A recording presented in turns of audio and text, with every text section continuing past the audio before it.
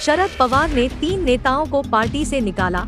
अजित पवार के शपथ ग्रहण समारोह में हुए थे शामिल। एनसीपी से निष्कासित नेताओं में मुंबई मंडल के प्रमुख नरेंद्र राठौड़, अकोला शहर जिला प्रमुख विजय देशमुख और राज्य मंत्री शिवाजीराव गर्जे शामिल हैं।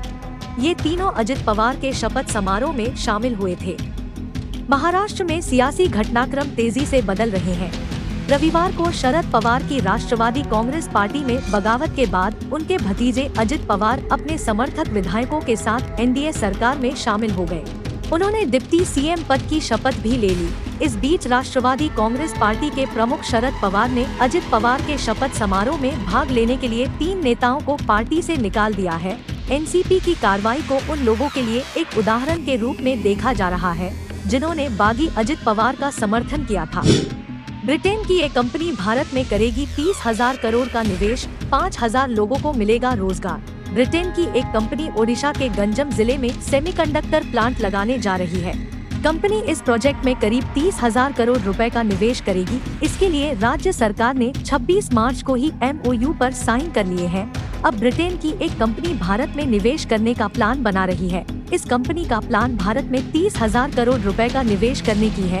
कंपनी भारत में एक सेमीकंडक्टर प्लांट लगाने की तैयारी कर रही है, जिसके तहत इस निवेश को भारत में किया जाएगा। मीडिया रिपोर्ट्स के मुताबिक खबर आ रही है कि इसके लिए राज्य सरकार ने 26 मार्च को ही MOU पर साइन कर लिए हैं। दिल्ली हाईकोर्ट ने खारिज की आप नेता मनीष सिसोदिया की जमानत याचिका। दिल्ली के पूर्व डिप्टी सीएम और शिक्षा मंत्री मनीष सिसोदिया आबकारी केस में सीबीआई और ईडी की जांच का सामना कर रहे हैं। आम आदमी पार्टी के नेता और दिल्ली के पूर्व डिप्टी सीएम मनीष सिसोदिया को हाईकोर्ट से बड़ा झटका लगा है। दरअसल दिल्ली हाईकोर्ट ने सिसोदिया की जमानत याचिका को खारिज कर दिया है। कोर्ट ने जमानत याचिका खारिज करते हुए कहा कि मनीष सिसोदिया दिल्ली सरकार में प्रभावशाली पद पर रहे हैं।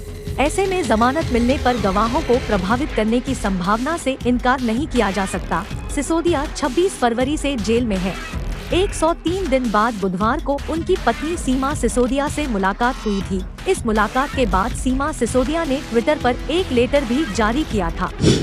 एनसीपी में सियासी उठापटक के बाद विपक्षी एकता की कवायद को झटका। जुलाई के 17 से 18 को होगी अगली बैठक।